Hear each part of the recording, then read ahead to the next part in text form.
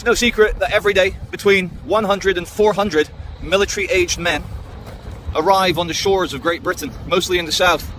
And rather than being seen as a security threat, they are helped to the shores by the lifeboats, by the charities, by the Royal Navy very often, by police vessels, by people, you know, do-gooders. They get brought to the shore. So each day, a new military battalion of military-aged men, hostile perhaps to the country, arrive. And when men travel with their families, with their babies, with their wives, you know they're emigrating.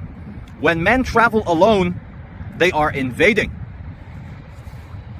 An absolute cosmic coincidence occurred on the very same day that the Labour deputy leader, a far-left communist named Angela Rayner, brought in a working definition of Islam into the legal framework in this country. By absolute coincidence, Britain marked its 150,000th military-aged migrant being put up in a hotel in a town near you. Many people did polls. They found out that 94% of the migrants in the migrant hotels were from a Muslim nation. Now, they didn't ask them if they were Islamists, but they can tell you factually 94% of the 150,000 people in the migrant hotels come from a Muslim nation.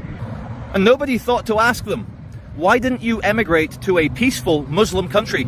Saudi Arabia, Dubai, Bahrain, Qatar, Yemen? I'm only joking. No, but Jordan, for example, if you're wanting peaceful stuff, maybe Morocco, Algeria, Tunisia, Egypt. Nobody thought to ask why these military-aged men, travelling without their families, wanted to go to Christian countries.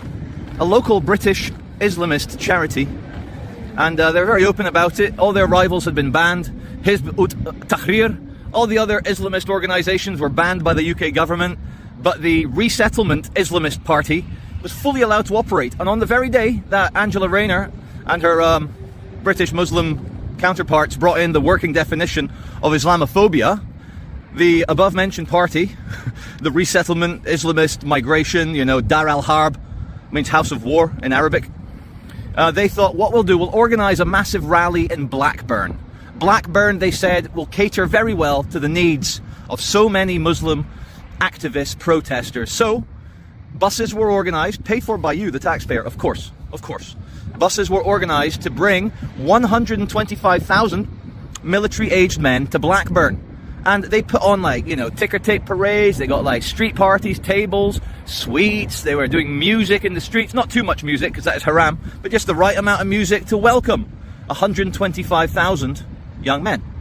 As they were getting set up in Blackburn city centre, an old granny noticed. She said, "Hey, Reginald," to her husband.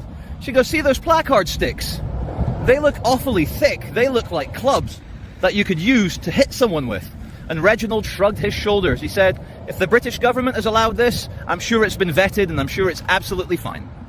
UKIP, the Tommy Robinson fans, and Reform Party, they all organised a small counter-demonstration in Blackburn city centre, but they were made to protest from within a pen, and they were watched over by armed police.